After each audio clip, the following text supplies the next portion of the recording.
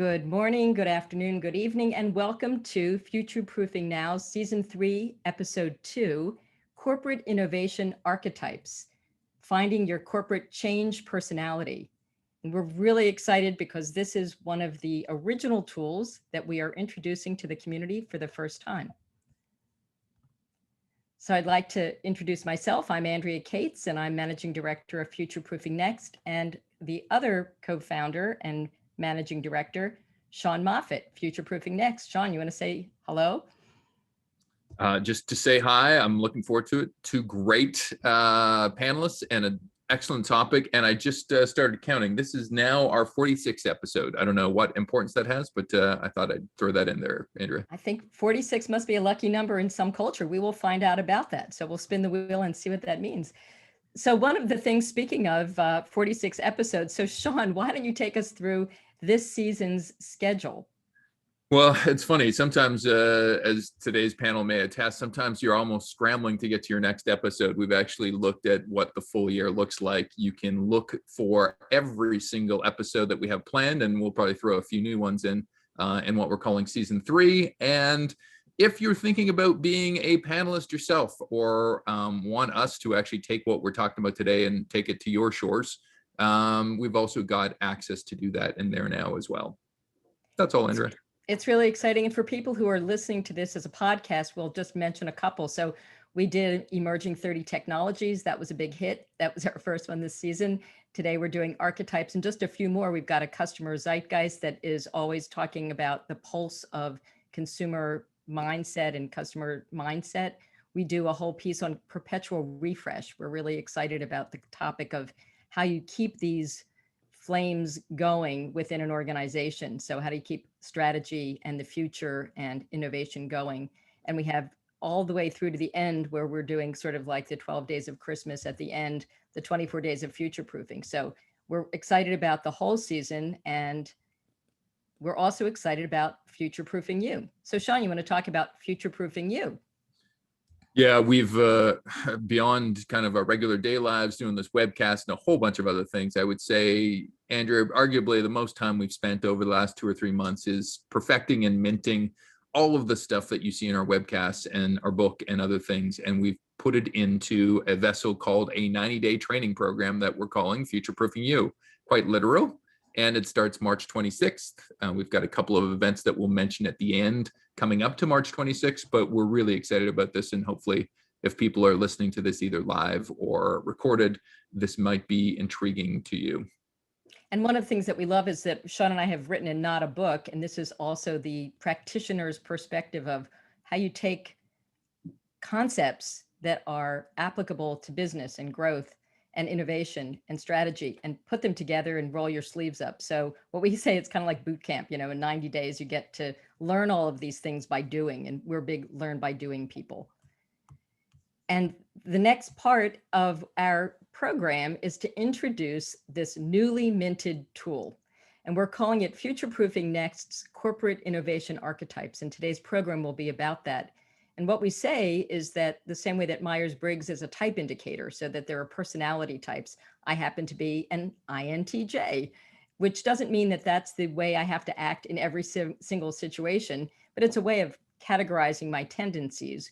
We also view in Futureproofing NEXT that there are corporate tendencies. How are we today? Kind of our DNA, or a combination of components or elements that make us who we are today.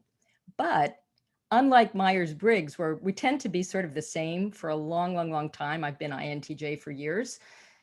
In this situation, we view our archetypes as aspirational. And so we are this combination today, but ourselves as leaders, our teams, our organizations desire to be in a future state. And so the question is, what does it take to start off as a collaborator and become a purposer? And these are our terms. And so that's what this whole program is about today. So Sean, do you want to talk a little bit about why we need to discover our corporate change personality? Yeah, I think you mentioned a really good one, and the fact that most really good innovation means you're getting out of some type of comfort zone and hopefully going from one place to another. You've probably always got a go-to, but my sense is even when you look at Myers Briggs, which I think is an interesting comparative, it's like, what are we strong at? What are we not great at that we could, shore up? What will always be an edge organization to our business because it's just so different culturally that we don't know if we can achieve that level of change. How can we mitigate this tension between what our organizational culture is and maybe what this innovation group's culture is? And then as well, when it comes to partnering and building ecosystems, it's really good to be mindful of the person across the table from you. What's their innovation culture look like? And are yours the same or are yours complementary and different? And so it's hopefully it's a helpful tool in terms of doing that as well. We also think that the 4 ingredients of future-proofing a culture, it's not just the places that get a lot of the sexy love, the new ideas and the generation of ideas, and to a certain extent feeling as if there's only one frame of mind that you can be in to innovate. So we think that it's the front end, the idea generation and the open innovation, the middle, which is kind of the, like you roll your sleeves up and it's really kind of rough, and the back end where you have to bring things to scale. And later we'll be talking a lot about China, where you can sometimes start with scale as the first ingredient. It's also this idea that in the old days we could be product centric. And I always think about Mad Men, where, oh, it's our product and it's flashy and your product is flashy and whoever has the best slogan is going to win the day. But now it turns out that business models are at least as important, if not more so, than a cool product or a cool brand or slogan. And there's also this feeling that, are we going to be quick and reactive, or are we going to be pioneering new directions? And we'll talk a lot about how that works both in the Western countries as well as in China today. And also data versus intuitive. I remember one of my favorite stories when I was working with a big insurance company is these actuaries that came up and said, we don't belong in this innovation session because we're boring. We're actuaries. All we have is data and algorithms. And you know what? That's what ended up saving the day. It's the data, it's the algorithms, it's the deep knowledge that actually brings us ahead in the innovation in so many situations. So we're great fans of all of these. And with that, I'd like to introduce two of our two panelists today. Pascal Copens, who is a keynote speaker. He is an expert in all things China and all things innovation. He works with NextWorks. We met Pascal through a kind of informal think tank, which became kind of a do tank, where we were trying to make sense of Corona shock. And I was so impressed with not only his perspectives on China, but the ideas of how to practically get ahead of changes that he really has influenced what Sean and I have been doing for the past year. And we quote him frequently in our own keynote speeches. He lived in China for 20 years, including working with Alcatel, and has spent 15 years post-corporate as an entrepreneur himself. And he has this fantastic book called China's New Normal that is a must read. And he'll be sharing perspectives on all things China and innovation with us today. And then Cindy White, who is the CEO and creative director of Parker White. It's a health and lifestyle branding and digital marketing agency. And Cindy will talk about a project that we are really fortunate to have collaborated with her on that brought a company from an archetype A to an aspirational archetype B. And she's a fantastic thought leader in the field. So welcome, Pascal. Welcome, Andrea. Thanks, Andrea, for inviting me. Sorry. Super excited to see you. And you're sitting in Belgium today, is that right? I'm in Belgium, in Ghent, yes, and in semi-lockdown. Well, sorry about the lockdown, but happy to have representation from a different geography than I'm in today. And Cindy, where are you joining us from? Welcome. I'm in San Diego. So we are forever jealous of all things San Diego, weather and people and lifestyle. So welcome. And so, Sean, you want to start us off? Well, I thought we'd go really, really broad. Like before we get into the thickets here, I ran across this quote and I thought it was interesting. And I'll be curious to know both Cindy and Pascal's point of view. Maybe I'll get yours first, Andrea. Attitude and personality are as important as experience and ability. And when I think about culture and when I think about working in different innovation functions within corporate life, it hasn't been the absence of competence or a pedigree of wondrous success in other places that has killed other people running innovation. A lot of times it's been the company going, too different, not like us, don't like you, not going to happen here. So maybe Andrea, I'll have your first pivot on this quote and how it relates to our topic today. What's do you believe it or not? It's controversial for me because I hate confidence without competence, but I also think that sometimes too much domain knowledge can hold us back from the impossible dream. And so to my way of knowing, I hate when people just PR me to death with, it's going to be amazing. But I also think that sometimes we are so grounded at that we have kind of an anchoring bias with regards to our domain expertise. And I'd love to hear, once again, Pascal and Cindy, let's just throw it right to you. Cindy, let's start with you. What are your thoughts about that? I mean, I guess I look at it from a perspective of team, right? And, there's obviously very talented people in there, but, when you get a bad seed, it really ruins the entire culture. So I think that they all really, weave together, that, a driven personality and positive attitude, really complements their experience and ability. And Pascal, you want to weigh in? Yeah, sure. Well, if you look at China 30, 40 years ago, there was nobody with any experience or ability because there wasn't, everything had to start specifically when it was about technology and innovation. So attitude and personality was the only thing that counted back then. Otherwise, we wouldn't have the Jack Ma's of this world. So I do believe that Chinese think this is very important. But now, of course, it's much more important to also have the right people on the right places so that the company can move forward and scale quickly. Well, I think that it's going to be interesting because the cultural differences are, we were working for a couple of years in a China project, and it was a big awakening for us to understand just basic differences. And when I live in Silicon Valley, and when we used to think that we were all that with regards to innovation leadership, and it was really clear that this Chinese model is definitely one to look at and keep us on our toes. And so I think that's going to be a fascinating perspective for today's conversation on archetypes. So Sean, this is the slide that has gotten almost 100,000 shares and views. It is the slide that talks about corporate innovation archetypes. So why don't you start by walking us through what we know could be an hour-long discussion on this newly minted model?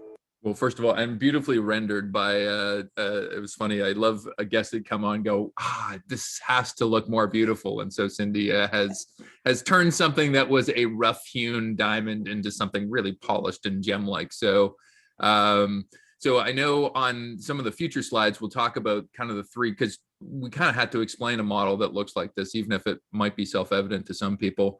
We really have three things going on here. We have kind of the centralizing construct of future-proofing next, which is, are you front, middle, or back-end innovation focused? So C being very front focused, learn and decide being kind of middle, and commit being kind of the back-end focus. Within each of that, there's usually some kind of divergent. You're really good at exploring things versus you're really good at converging on things. And within that, you've got a different sensibility around, are you driven by the resources and tech and process, almost like the left side of the business model generation, or are you driven more by the markets and customers and generating scale, which is kind of the right-hand side of the classic business model generation. And so all told, I guess the parallel to Myers Briggs is quite interesting, because all told, you end up getting 16 different corporate innovation archetypes, which we think are helpful in terms of kind of being a shorthand for, so you're an inventor, you're a whatever. And well, so I love the beginning of the structure, and to add on to it, that this is, as we were saying earlier, if you picture a kind of a lock that has tumblers, and right now, we've stopped it with 16. God forbid we would actually do the math on how many subcategories there could be, because someone will say, well, how come you gave Nike that description? And there's probably lots of gray area in between things. But this is intended for two really important things. One, for us to feel that our aspirations can also be accompanied by guidance and sort of a roadmap. So it's like, how come that company seems to be doing so well in that archetype? And if you trace it back, you can look at some of these subcomponents. So looking at whether they're C dominant, and as Sean was just saying, being able to have great front end focus, being purpose-driven, early movers, cross-industry intelligence, hyper-aware of the environment. those are skills that we can learn. And so one of the things that we believe, just like I don't feel like I have to stay in INTJ my whole life, I can move and morph within the situation. If I know that my team is stuck and that we are not good enough at doing front end idea generation, we are not early movers by nature. There are things we can change to become more like that if we aspire to be more like the C dominant, a trailblazer, for instance. And so we believe these are teachable skills, learn dominant, decide dominant. We could get all the way through this. But before we wax philosophic, Pascal, look at this map and dig in wherever you'd like to about, this whole idea of the subcomponents of the archetypes. What are your thoughts, high level? Well, high level, I see four boxes or places, which is really four traits that I would say that most Chinese companies have somewhere in themselves, are driven by all four of them, which makes it interesting. Of course, every company is dominant in some matter, but if you look at the C part, this is very much about, I would say, customer centricity, understanding really what you want to do. I believe that Chinese are extremely impatient consumers. And so because they're so impatient, everything constantly changes in China. So you have to have some kind of a way to look at that future constantly. I also believe that if you look at learning, I mean, Chinese are the most curious people in the world. They copied everything that they could from the West, because they're not because they like to copy, but just because they are actually wanting to get that experience. And one of the things that I believe in the learn that I thought very interesting in China is that it's not just about learning, it's also about sharing. And this open data, open hardware, open source concept is very Chinese. And we often say, yeah, they steal, but actually they share. And so that's a lot about not just learning for yourself, but also for the rest. When it comes to decide, I think Chinese are extremely quick at deciding. And that's typical because there's usually one big leader in every company, Jack Ma in every company, one guy that everybody's following. And so unless you follow him somehow, or the whole company follows him, it's going to be difficult to succeed as a company. So they take big decisions, bold decisions. And then the last one, commit, I think that's an interesting one, because this has a lot to do with the competitive landscape of China. Unless you commit, you're not going to survive, because somebody's going to be faster than you. And so you have to scale quickly. And that's where the scaling comes in. So I do believe that successful companies today that have used innovation to become successful have been very good at all four of them. But not every company is the strong or dominant in every aspect. Well, I'm really excited that later in today's conversation, you'll be talking more specifically about some companies I actually had never heard of that are, I think, models for a lot of these characteristics. So Cindy, anything jump off the page at you, high level? I mean, I like to play in the upper left-hand corner just because I love purpose-driven companies, and I just, especially thinking a lot of American brands, and just with all the things that are going on with social change and diversity and inclusion, it's like, companies really need to put that at the forefront of their brand strategy. I think that's great. And this goes into the next thing. So Sean, do you want to walk us through and engage around this next slide? Yeah, I tried to piece out at least within each one of those four dominant strains of front, middle, or back end. Also kind of a second level derivation of, are you proactive in terms of, look, you have some type of compass that drives you. And so, you're willing to go your own path. Or are you responding to the environment quickly and agilely and being quick and adaptive? And so we took a pie slice of each one of these and said, yeah, we could actually probably break it down a little bit further. And so in certain cases, you'll find companies that we have such a strong purpose or such a motivating understanding of the world out there that we're just going to go our own path. Or we've seen the tea leaves and we're going to pivot and change. And, you look at a lot of the different SaaS companies that are out there, there's so much information out there that reacting more to the data than they might be from some internal compass. And so we think companies fall into these different camps. Well, I think that that's a really exciting discussion because we're trying to get people to apply these, right? It's not a wall diagram, although it is gorgeous. Thank you, Cindy. It's not a wall diagram. This is supposed to be a tool. And so let's look at this next way of slicing it, Sean, and talk about how somebody might apply this. You know, we see it, but like, what's a practical way that somebody might look at this and either think or act differently?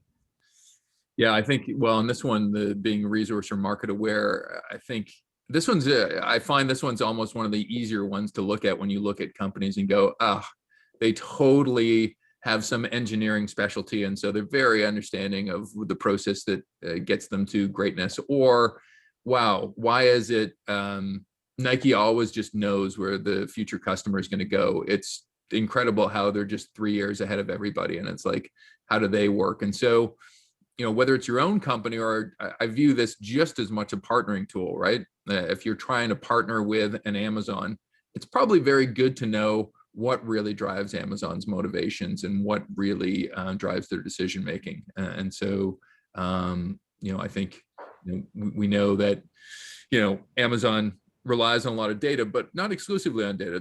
They're fine at 70%, and then they actually move quickly. And so to understand that and know that is to maybe work with Amazon much more intimately and more productively. Well, this is a good transition. We'll get to Cindy and Pascal now, and we're going to talk a little bit about some of the ways that we put some brands up on the map. And this is always the most controversial part of our webcast is someone says that company should be in this other category. That is not the point. So here is the point. The point is for us to be thinking for ourselves as either individual leaders, as leaders of teams, as leaders of organizations, where do we aspire to be and why? And I think, Cindy, you made a really great point a few minutes ago that there's so much buzz right now and importance placed on social change in the United States and the West. You know, you really can't imagine having a leadership profile and attracting talent if you don't have some sense of purpose in a lot of companies now in the West because of lots of things that have gone on. Whereas in China, Pascal, I was really struck by this notion of speed. And I'm not trying to stereotype. I'm just suggesting that there are key drivers right this moment. Well, if you're feeling in China like you're too slow to go, then how do you speed up? You know, that might be really an important aspirational element. Or it might be, you know, you'd like to be more purpose driven. So in general, we have some thoughts and would love to hear your thoughts. So Cindy, when you look at this map with some logos on it, what strikes you? You know, I just, you know, I look at a company like Netflix, like how did they go, you know, where Blockbuster was dominating the video industry, and then you used to be able to get your videos from Netflix, and then look at where they've gone. I mean, real trailblazers of, you know, innovation and you know, of content and bringing that to the home. So it's just, you know, it's been really interesting. And then I look at like Patagonia, who, you know, which I just love their mission of really, you know, making products that are not going to hurt the earth, right? And that's everything they do, and they really live it by, you know, all the causes that they support, and, you know, the recycling program of some of their clothing. And so it's just, you know, when you start digging in, it's interesting, like you said, Andrea, it's like putting people into a box, you know, but then you really start understanding and dissecting all that they do, and it really starts to fit. Well, I'll do a follow-up question to you, Cindy, and then I'll have Sean maybe ask Pascal some of the same thoughts. So follow-up to you, Cindy, is it's really important when we were talking about ability mindset for people to have a mindset of change, because the work that you do with Parker White is to allow companies to move from where they currently are to another capability, something bolder, something with greater market impact, something with greater customer interaction. What are the things that you think, you know, how do people migrate from one to another, you know, on these kinds of charts? You know, I think it really comes from a innovative leader, a visionary leader that comes into the organization. A lot of times there's this change, and, you know, a lot of companies have been doing the status quo for the last 15, 20 years. And all of a sudden they wake up and there's a disruptor brand that just came into the category and, you know, slapped them in the face, you know, and they need to change. So it's like quickly they're evolving, but it's, it's really fun to work with companies that have that visionary leader that, again, really wants to see the, again, like you mentioned, attracting talent. I mean, this has been a real challenge for a lot of companies is, if you don't have the vision or the mission and purpose that aligns with your top talent, they're not going to come work for you. So, again, I think it really, and it's hard to move those big ships, right? It's like you need, there's a lot of filtering out of the old guard that needs to happen to really move a company forward.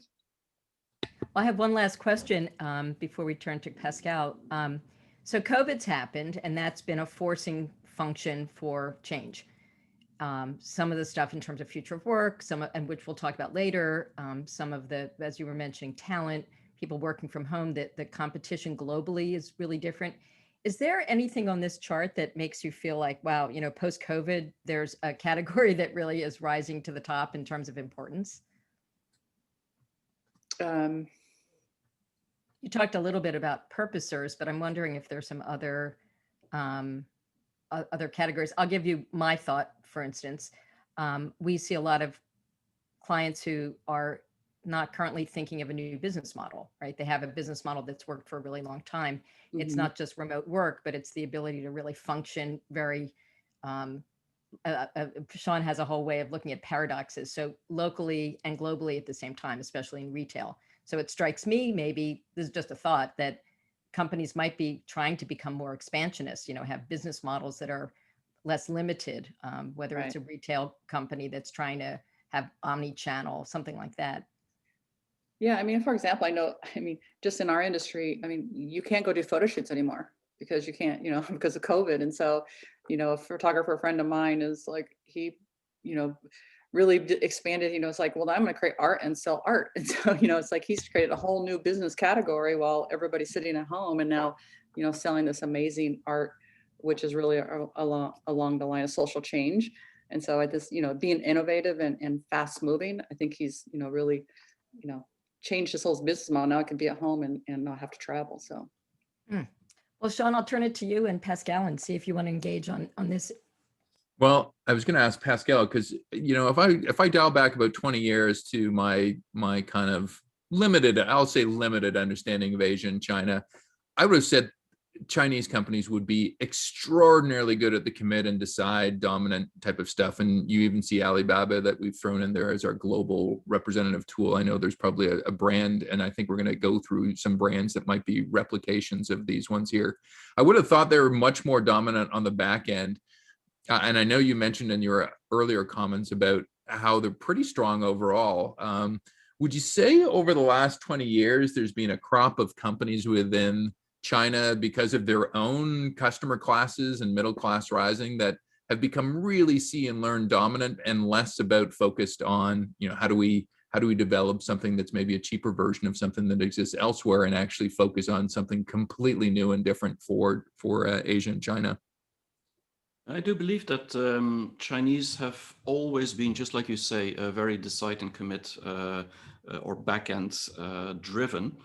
Because they want to be safe. But on the other hand, I think they've always been very learn-oriented. We just haven't seen it in the West. Because we have looked at China as being kind of like trying to copy what we had and then do it differently. But what we didn't see is what was under the radar or under the water is basically that the Chinese consumer was very different than the Western consumer. And so whatever they took, whether it was Alibaba that took the concept of eBay or any other company, Tencent, that maybe took things from ICQ and so on, they changed it completely in order to fit the Chinese consumer. And so they didn't just learn, they actually adapted very quickly. And I think that's a part we don't always see from the Chinese. And just 8 years ago, VentureBeat, the magazine, was even writing that China would take 20 years at least to become innovative, and catch up with the West would even be longer. And now it's completely a different ballgame. And it's because we didn't see that learn part. But yeah, they've always been very strong on the decide and the commit part. That's part of their culture.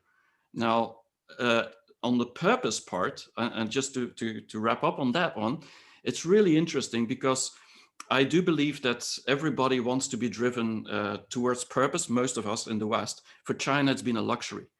not every company could afford to be purpose-driven. I think now they can. And now you see all these companies popping up the last years that are purpose-driven. It is interesting. I don't know if you have any ones, or maybe we'll get into it in a little bit, but I do have this feeling that this next decade will produce, not just for China, but for a global set of companies that are much more C dominant. So the new Mark Zuckerberg, and I hate to use him as a model because there's some ethical, sometimes issues with Facebook examples, but like, we've heard of Jack Ma, but is there a group of other companies or personalities, in fact, that run those companies that we'll be hearing a lot more about over the next decade, Pascal, that are much more focused on either purpose or a bold kind of championing vision? Yeah, when it comes to purpose, I believe the company we're going to hear a lot more about is Didi, the Uber of China. And that is because they're actually the biggest mobility company in the world. And we don't know it, but they're, I think, in 8 big countries globally. I mean, they're really everywhere in the world. And maybe not yet in North America, but everywhere else you can see Didi popping up.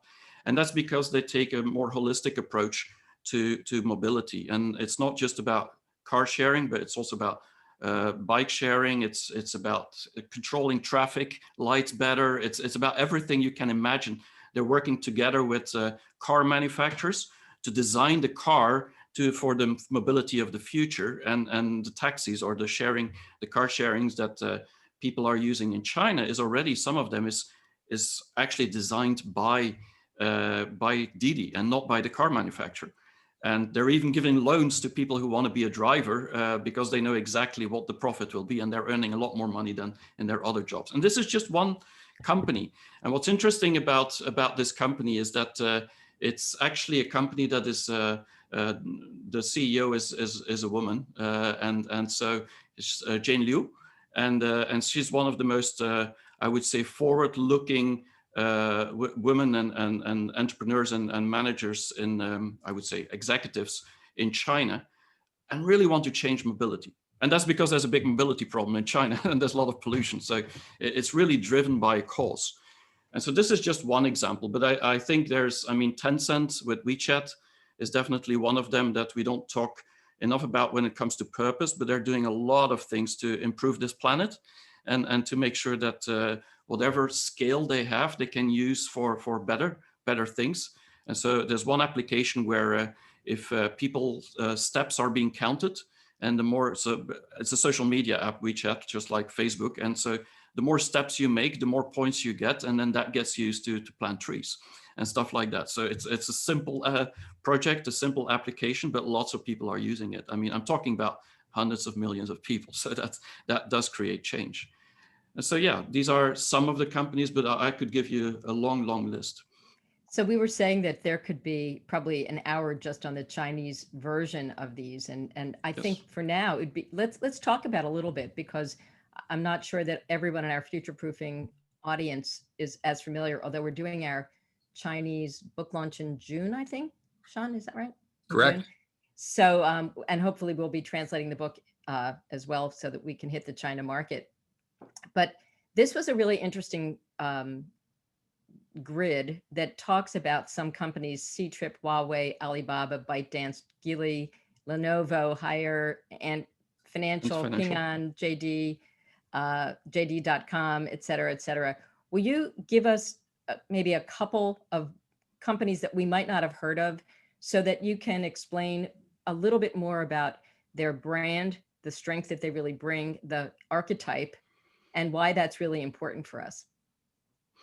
Okay, there's I mean 16 on there, so that's a lot of companies. I think we've all heard about Huawei, Alibaba, and ByteDance, because that ByteDance is actually the company of TikTok. So we've heard about TikTok. So I could talk about all these, but Ctrip is maybe a company we haven't heard about so much in the first category. This is a travel company like Booking.com. And they're the #2 in the world. It's a very interesting company, because they're completely focused on customer care and customer centricity, customer experience. And in travel industry, of course, that is very important, because you're dealing with people the whole time. And so this is, again, another woman, Jane Sun, that is driving this company. So women are pretty powerful in China sometimes. And they really figured out how customer service should be done differently. One interesting story about Ctrip is that the average time it takes to pick up the phone when there's a customer calling in is 20 seconds over the whole company. And this, I'm talking about basically 10,000 customer service agents in Ctrip. And within 20 seconds on average, they're picking up the phone. 80% now is done with chatbots, but as soon as the chatbots has a little problem, it's immediately going to a person.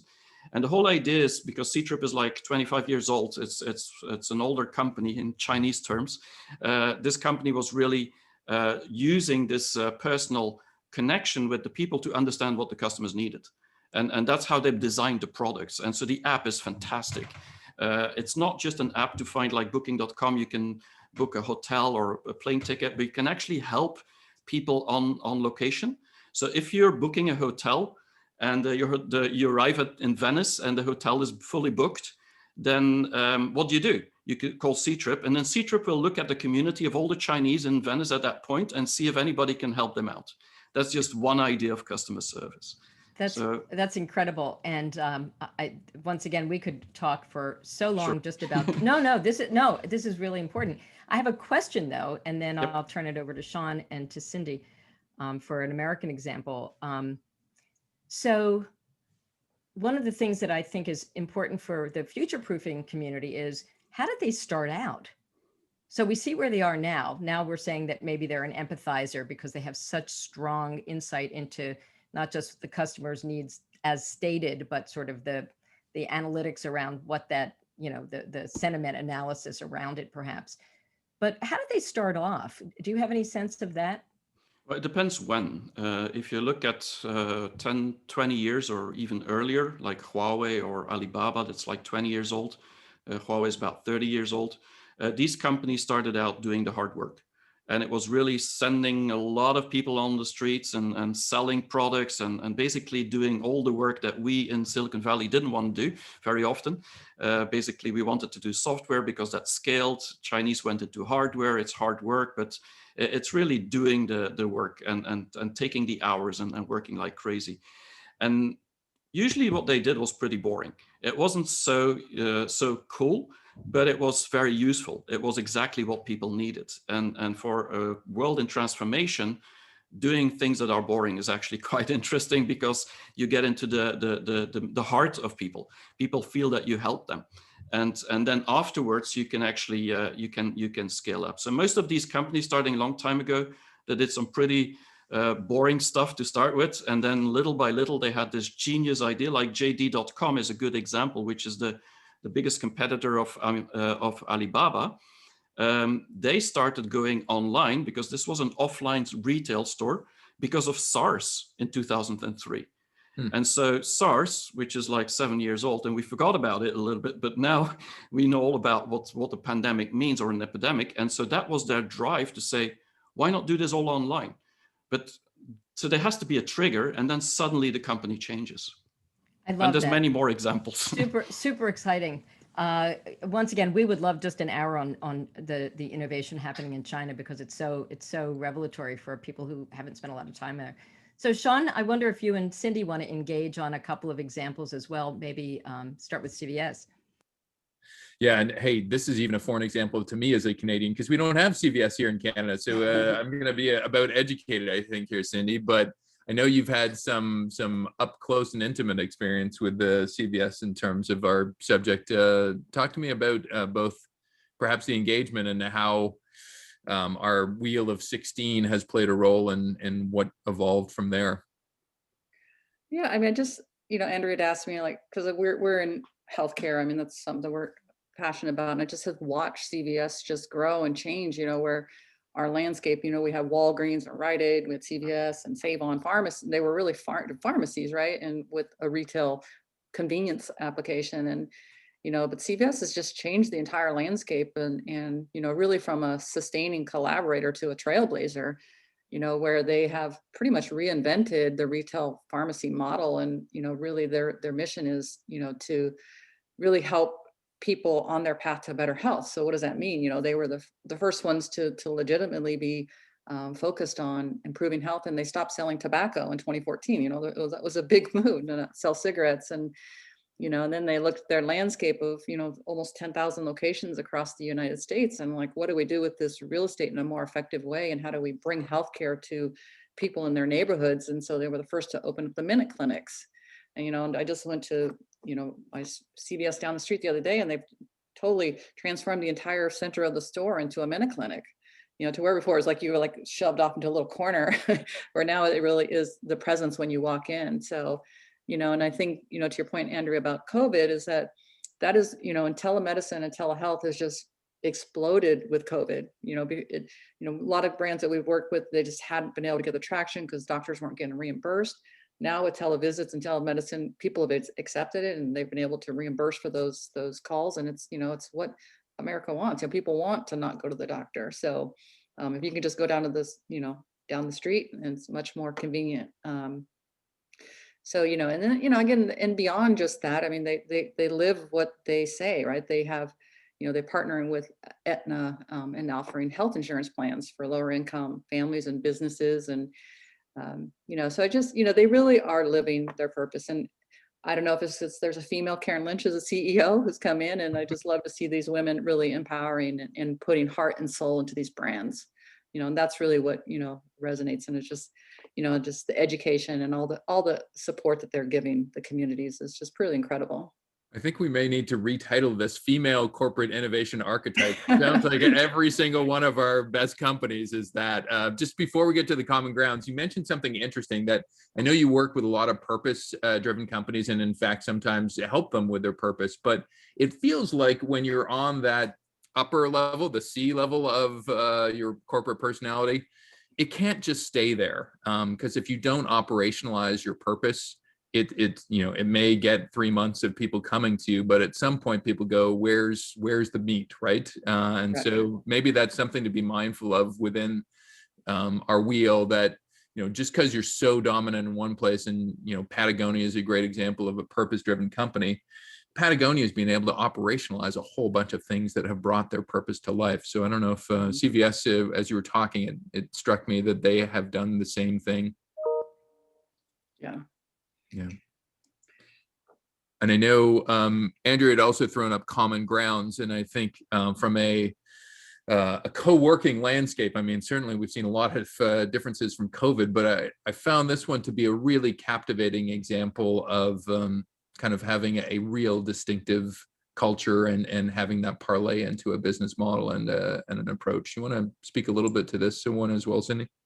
Yeah, so this was, like I say, I collaborated with Andrea on this to really help them. They were, focused on buying a lot of real estate and, being a challenger brand to a WeWork and a Regis, who are, co-working, landscape. And, so they were, probably in the commit scaling quadrant, to where, we really push them to be champions of change. And it's really, really changing the future of work and as we know it. And again, with COVID, these small operations are really going to thrive, where a lot of office, people don't want to go back to the office. And so these small, co-working spaces, I think, are really going to be the future of work, and the way that they, we worked with them to say, is to really offer a full service, lifestyle for, people. It's like, how do you partner with programs and services? You're going to work, but you don't, you want to do your best work. You don't want to be focused on paying the electrical bill, or, taking out the trash, or what you're having for lunch. So, they pretty much have created this entire ecosystem of services and support. And just today they announced that they're partnering with Hera Hub, which is, a learning resource to help female entrepreneurs. So it's like living that to its fullest, right? It's like, really taking away the distractions and helping people be successful in business. It feels like on all of these things, like just, and I think Andrea mentioned it earlier, it's, we're no longer in the product era. We're in the experience kind of, let's configure benefits for you era. And so if you're really going to be good at something, even in one part of our quadrant, you have to go beyond what you think is your specific product set and turn it into an experience, or dare I say, like a lifestyle or something. So it struck me as you were talking about common grounds, they've done that. Mm-hmm. one of the things that we love to do, and it was really interesting to give plugs to both of you. So Pascal, I've been super impressed with the way that you have led, not just in keynote speaking and writing your incredible book, China's New Normal, but also in the way that you inspire other thought leaders and corporate leaders to think bigger, to really understand that these new models are not overwhelming, but as we like to say, Sean and I say, that there's a path with guidance, with inspiration, with aspiration. You can move beyond where you are. And when you look back, I was thinking of a phrase I love: everything is obvious in retrospect. So when you look backwards, it's like, of course they could have become that. But as they're doing it, a lot of people take baby steps, but they don't ever really achieve those ambitions. And Pascal, we've been so impressed with the way that you've helped leaders feel that their aspirations are possible. And so we're big fans of the way that you use these models for guidance. And I'm warning you that in a second, we do something called Around the Horn, where we ask Pascal for you to say something that you learned or some insight that you had based on today's conversation. So I'm putting a pin in that for a minute. Because also, Cindy, it was really inspiring to see that you don't just talk about building challenger brands and having health and lifestyle and medical and all of the purpose-driven companies be important. You guide people. So they start off with an aspiration and then you bring them to the new business model, the new linkage with the community. And so we are fans of both of yours in terms of your ability to see the potential in the future, but also get your clients there and to get corporate leaders to think broadly. So with that, I'm going to start with Sean, and then Sean, I'm going to let you ask Pascal and Cindy for Round the Horn. What did you learn, or what insights did you have so far about these archetypes?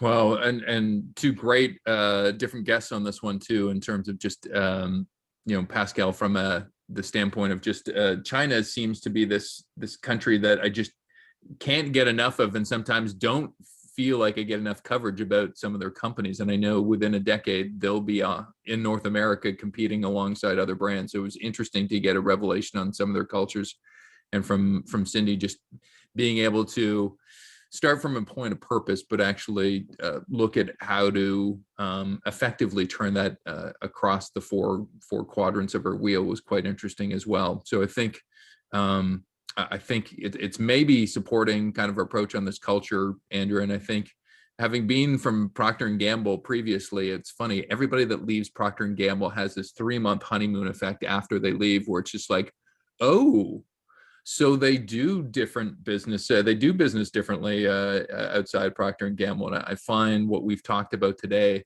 is one of those, oh, so they do business differently someplace else. And so I've got a bit of that today. And maybe I'll turn to Pascal first. To Andrew's point, what was an insight or what was a learning that you grabbed today that you might take away with you? Well, first of all, I never saw these 16 archetypes, and so the model I think is quite interesting. So when I got it first time, I started putting Chinese companies back on these each 16 of them, because I never thought about it that way.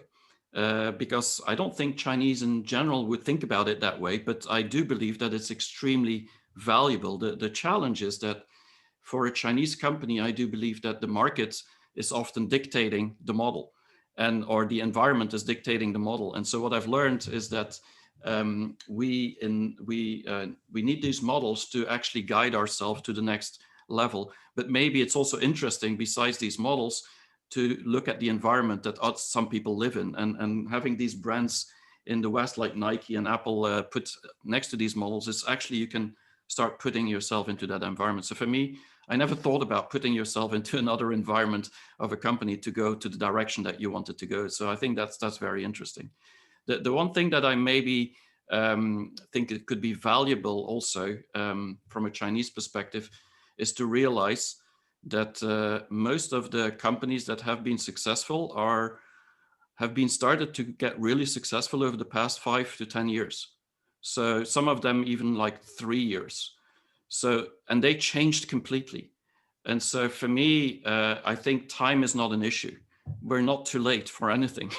So we can just jump into it at any point, because if Chinese can do it in 3 years, I mean, a company like Pinduoduo, which I don't want to go a long time to talk about it, but in 5 years, they became the second biggest e-commerce company in China with 700 million users. And so that's possible in China. So if they can do it, we can do it too. We just need to believe that that this model actually can help us to go to the next level. I don't know if that helps. Hey, I'm walking over the fire coals with you right now. I'm feeling all positive about that, and I'll think about that now. That's an incredible trajectory for a company. Andrea, you want to ask the same question of Cindy?